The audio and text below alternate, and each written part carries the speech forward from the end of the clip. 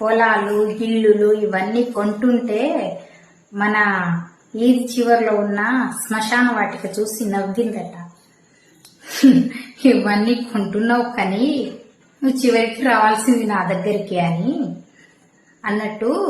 పుట్టేటప్పుడు మనం ఇలా పిడికిలి బిగించుకొని భూమి మీద ఏదో సాధించేస్తా అని వచ్చేస్తాం, కానీ పోయేటప్పుడు ఈ భూమి మీద అని అర్థం అంటే నేనేం పీకలేకపోయాను ఈ భూమి మీద అని వదిలేసిపోతాం చేతిని, అంతే కదా.